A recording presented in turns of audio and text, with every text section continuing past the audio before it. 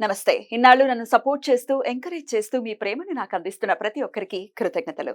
అలాగే ఈ వీడియో కూడా ఖచ్చితంగా మీకు ఉపయోగపడుతుంది. లైక్, షేర్ అండ్ సబ్స్క్రైబ్ చేసి మీ సపోర్ట్‌ని నాకు అందించండి. అలాగే ఈ వీడియో పట్ల మీకున్న అభిప్రాయాన్ని కామెంట్ సెక్షన్‌లో కామెంట్ చేసి తెలియజేయండి. ఇప్పుడు వీడియోని చూద్దాం. జ్యోతిష్య శాస్త్రం ఒక అద్భుతం. వేదాంగమైన జ్యోతిష్య శాస్త్రం అనేటువంటిది మానవ జీవన గమనానికి ఒక వరం. జ్యోతిష్య శాస్త్రం నీ జీవితంలో వెలుగునింపే ఒక భాష. ఆ భాష నీకు అర్థమైతే ప్రకృతి నీతో మాట్లాడుతుంది. అస్ట్రాలజీ నేర్చుకోవాలి అనుకునే వారికి అద్భుత అవకాశం. మురళీధర శర్మ గారి అస్ట్రాలజీ క్లాసెస్ అతి త్వరలో మొదలు కాబోతున్నాయి. 100% జాబ్ గ్యారంటీ. వివరాల కొరకు సంప్రదించండి. నమస్తే, వెల్కమ్ టు అవర్ ఛానల్. నేను పద్మిని. ప్రస్తుతంతో పాటు ప్రముఖ ఆధ్యాత్మికవేత్త, ఆస్ట్రోన్యూమరాలజిస్ట్, వేదిక్ వాస్తు స్పెషలిస్ట్, శ్రీ విద్య మరియు హనుమత్ ఉపాసకులు బ్రహ్మశ్రీ డాక్టర్ సిస్లా జయశంకర్ గారు మనతో పాటు ఉన్నారు. మాట్లాడతారు. సార్ నమస్తే. సార్ సార్, శ్రావణ మాసం మొదలు కాబోతోంది. శ్రావణ మాసం అంటేనే చాలా పవిత్రమైనటువంటి మాసం. లక్ష్మీదేవికి ఎంత ప్రీతికరమైనటువంటి మాసమో శివుడికి కూడా అంతే ప్రీతికరమైనటువంటి మాసం. శివుడికి ప్రత్యేకంగా చాలా అద్భుతంగా స్వామికి సేవలు అవి అందిస్తూ ఉంటారు. కార్తీక మాసంతో సమానంగా ఉంటుంది. అసలు మాసం పేరు చెప్తేనే ఒక పండుగ వాతావరణం ఉంటుంది. ఖచ్చితంగా. అయితే ఈ శ్రావణ మాసంలో ఎలా ఉంటుంది అంటే, ఇక దక్షిణాయనం కూడా కంప్లీట్ గా ప్రారంభం అయిపోయింది కాబట్టి శ్రావణ మాసం రాశి ఫలాలు ఒక్కసారి మీరు మాకు తెలియచేస్తే, ద్వాదశ రాశులకి కూడా ఈ శ్రావణ మాసం నుంచి ఎలా ఉంటుంది, అసలు శ్రావణ మాసం ప్రత్యేకించి ఎలా ఉంటుంది అనేది ఒకసారి మీ ద్వారా తెలుసుకోవాలనుకుంటున్నాను. తప్పకుండా అమ్మా. ఈ ఆగస్టు నెలలో గోచారంలో గ్రహస్థితిని కనుక గమనిస్తే మనం గురువు వృషభంలో ఉన్నారు, అది శుక్రస్థానం. రాహు మీనంలోను, అది మళ్ళీ గురువు స్థానం. కేతు కన్యలోను, శని భగవానుడు కుంభంలోను, అది ఆయనకు స్వక్షేత్రం. రవి కర్కాటకంలోను, శుక్ర బుధులు సింహంలోను, కుజుడు వృషభంలోను సంచరిస్తున్నారు.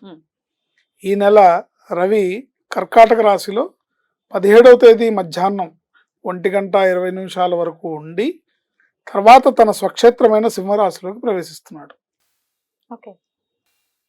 కుజుడు వృషభ రాశి నుండి తృతీయ స్థానమైన మిథున రాశిలోకి ప్రవేశిస్తున్నాడు. ఎప్పుడు సార్? ఆగస్టు 26 వరకు వృషభంలోను, తర్వాత మిథునంలోను ప్రవేశిస్తున్నాడు. శుక్రుడు ఆగస్టు 24 వరకు సింహంలోను, సింహం నుండి తర్వాత కన్యలోకి ప్రవేశిస్తాడు. బుధుడు ఆగస్టు 24 వరకు సింహంలో ఉండి వక్రించి కర్కాటకంలోకి ప్రవేశిస్తున్నాడు. బుధ వక్రగతి అనేది ఉంది ఈ మాసంలో ఖచ్చితంగా. రైట్. సో ఇది గోచార పరిస్థితులు, ఎక్కడెక్కడ ఏ గ్రహాలు ఉన్నాయని. సో వీటి రీత్యా డెఫినెట్ గా ఎట్లాంటి ఫలితాలు ఉన్నాయనేది మనం ద్వాదశ రాశులకి ఎలాంటి ఫలితాలు ఉన్నాయని చెప్పుకుందాం. సార్, ఇక శ్రావణ మాసం కాబట్టి ప్రత్యేకంగా ఈ ప్రశ్న అడుగుతున్నాను. ఖర్చులు ఖచ్చితంగా పెరిగే పరిస్థితి ఉంటుంది.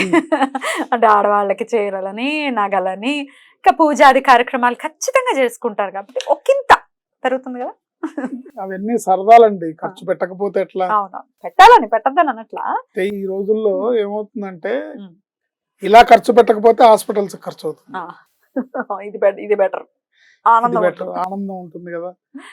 ఆడపిల్లలు కాళ్ళకి పసుపులు, పారాణులు రాసుకొని, కొత్త లంగా జాకెట్లు వేసుకొని, కొత్త బట్టలు కట్టుకొని, పట్టు బట్టలు కట్టుకొని, శ్రావణ మాసపు శోభే వేరు, చాలా అందంగా ఉంటుంది. అయితే ఏ స్త్రీకైనా శ్రావణ మాసంలో, ప్రత్యేకించి శ్రావణ మాసంలో అమ్మవారిని కొలుచుకోవాలి అని ఉంటుంది. ఒక్కొక్క ఇళ్లలో మనం చూస్తాం, భర్తలు అస్సలు సహకరించరు, బాధాకరం. ఏమండి మా భర్త చేయనివ్వరండి, మా భర్త కొనడండి, ఇట్లా రకరకాలు. కొంతమంది స్త్రీలేమో భర్తలను వేధించేస్తుంటారు, నాకు బంగారం కావాలి, వాళ్ళు నెక్లెస్లు కొనేసుకుంటారు, నాకు నెక్లెస్లు. ఇట్లా కాకుండా సమన్వయపరచుకోవాలి, సిచ్యువేషన్ బ్యాలెన్స్డ్ గా వెళ్ళటం అనేది మస్ట్. ఏదేమైనా శ్రావణ లక్ష్మి మీ ఇంట అడుగు పెట్టాలంటే ప్రధానంగా ఉండాల్సినది ఏంటంటే భార్యాభర్తల మధ్యలో సదవగాహన, ఒకళ్ళనొకళ్ళు అర్థం చేసుకోవాలి. ఆవిడ సరదాలు ఏంటి, ఆవిడ కావాల్సింది ఏంటో చూడాల్సిన బాధ్యత భర్త మీద ఉంటుంది. భర్త యొక్క ఆర్థిక స్థితిగతులు ఏంటో, ఆయన కెపాసిటీ ఏంటో, ఆయన ఎంతవరకు చేయగలుగుతాడో ఏమిటనేది ఈవిడ కూడా అర్థం చేసుకోవాలి. మీరిద్దరూ ఒకళ్ళనొకళ్ళు అర్థం చేసుకుంటే, మీ ఒక మాటలో చెప్పాలంటే మీరే ఒకళ్ళకి ఒకళ్ళు లక్ష్మి, ఆయనకి మీరు లక్ష్మి, మీకు ఆయన లక్ష్మి. కరెక్ట్.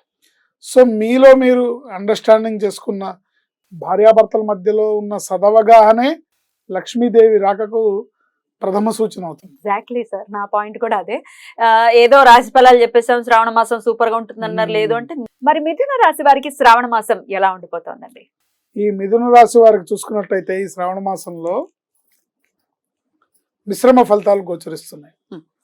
మృగశిర 3-4 పాదాల వాళ్ళు, ఆరుద్ర 1, 2, 3, 4 పాదాల వాళ్ళు, పునర్వసు 1, 2, 3 పాదాల వాళ్ళు మిథున రాశి కింద వస్తారు. ఈ రాశి వారికి 2 గ్రహాలు మాత్రమే యోగిస్తున్నాయి. అయ్యో. పంచమ వ్యయస్థానాధిపతి అయిన శుక్రుడు తృతీయంలో శుభ ఫలితాలు ఇస్తున్నాడు. అష్టమ నవమాధిపతి అయిన శని భగవానుడు స్వక్షేత్రంలో ఉండి మేలు చేస్తున్నాడు. ఈ 2 గ్రహాలే వీళ్ళకి మేలు చేస్తున్నాయి. ఆర్థిక పరిస్థితి సామాన్యంగా ఉంటుంది. భార్యాభర్తల మధ్యలో అన్యోన్యత పెరుగుతుంది, మెరుగవుతుంది. పూర్వం కంటే మెరుగవుతుంది. అంటే కమ్యూనికేషన్ స్కిల్స్ ఇద్దరి మధ్యలో పెరుగుతాయి. ఒకళ్ళనొకళ్ళు అర్థం చేసుకోవడం, డెవలప్మెంట్ ఉంటుంది. సంతాన ప్రయత్నాలు ఫలిస్తాయి. ఈ నెలలో వీరు రుణాలు తీరుస్తారు. వీరికి రావాల్సిన మొండి బకాయిలు వసూలవుతాయి. రుణాలు తీరిపోతాయి, రావాల్సిన డబ్బులు కూడా వస్తాయి. సో వాళ్ళకి రావాల్సినవి రావడంతో ఇవ్వాల్సినవి కూడా ఇచ్చేస్తారు. అది కూడా రైట్. దశమంలో రాహు ఉండటం వల్ల ఉద్యోగస్తులైనా వ్యాపారస్తులైనా ఆర్థిక పరమైన లావాదేవీల్లో అప్రమత్తంగా ఉండాలి. తప్పటడుగు పడటం, మోసపోవడం జరుగుతుంది. ముఖ్యంగా నూతన వ్యాపారాలు మొదలుపెట్టే వాళ్ళు, ఉద్యోగ ప్రయత్నాల్లో డబ్బు ఖర్చు చేసేవాళ్ళు 1-2 సార్లు యోచన చేసి అడుగు ముందుకు వేయాలి. ఉద్యోగ వ్యాపారం మొదలు పెట్టాలనుకున్నారు, ఏదో ఒక ఫ్రెండ్షిప్, కామన్గా పార్ట్నర్షిప్ బిజినెస్ ఏదో మొదలు పెట్టాలనుకున్నారు. అన్ని వాడు చెప్పేవి మీకు నచ్చినాయి, మీరు చెప్పేవి వాడికి నచ్చినాయి, ఇద్దరు ఓకే అనుకున్నారు, ఓకే అంటే ఓకే అనుకున్నారు. తీసుకెళ్ళి ఒక దుర్ముహూర్తంలో తీసుకెళ్ళి ఒక అమౌంట్ ఇచ్చారంటే కనుక ఒక బ్యాడ్ ముహూర్తంలో ఇబ్బంది పడే అవకాశం ఉంటుంది. ఇద్దరు ఇబ్బంది పడతారు, లేకపోతే వాడు వీడిని ఇబ్బంది పెట్టచ్చు. డబ్బు చూడంగానే వాడికి దురాలోచన కలగచ్చు, తెలియదు మనకి. మన గ్రహస్థితి ఇలా ఉంది కాబట్టి మనం అప్రమత్తంగా ఉండాలి. కొంతమంది ఉద్యోగ ప్రయత్నాల్లో ఎవరో ఉద్యోగం వేయిస్తా అన్నారని వాళ్ళకి బల్క్ అమౌంట్స్ ఇవ్వటం, ఇలాంటి వాటిల్లో మోసపోయి ఇబ్బంది పడే అవకాశం ఉంటుంది. అలాంటి విషయాల్లో జాగ్రత్తగా ఉండాలి. 1-2 సార్లు యోచన చేసి మంచి టైం అది చూసుకొని చేసే పనిలో మంచి తారాబలం చూసుకొని అడుగు ముందుకేయడం అనేది శ్రేయస్కరం, లేకపోతే ఇబ్బంది పడతారు. దుర్గాదేవి ఆరాధన వీరికి మేలును చేస్తుంది. ప్రతినిత్యము మరియు మంగళవారం విశేషంగా చేసే దుర్గామాత ఆరాధన మరియు మంగళవారం రోజున నానబెట్టిన మినుములు గోమాతకి దానాగా పెట్టడం వల్ల వీరికి శుభ ఫలితాలు సంప్రాప్తిస్తాయి.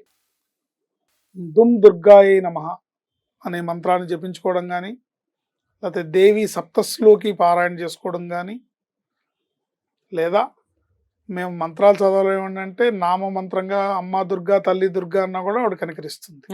అమ్మలగన్నా అమ్మ, ముగ్గురు అమ్మల మూలపుటమ్మ, చాలా పెద్దమ్మ సురారులమ్మ, అమ్మల గన్నయమ్మ, ముగురమ్మల మూలపుటమ్మ, చాలా పెద్దమ్మ సురారులమ్మ, కడుపారడి బుచ్చినయమ్మ, దన్నులో నమ్మిన వేల్పుటమ్మ.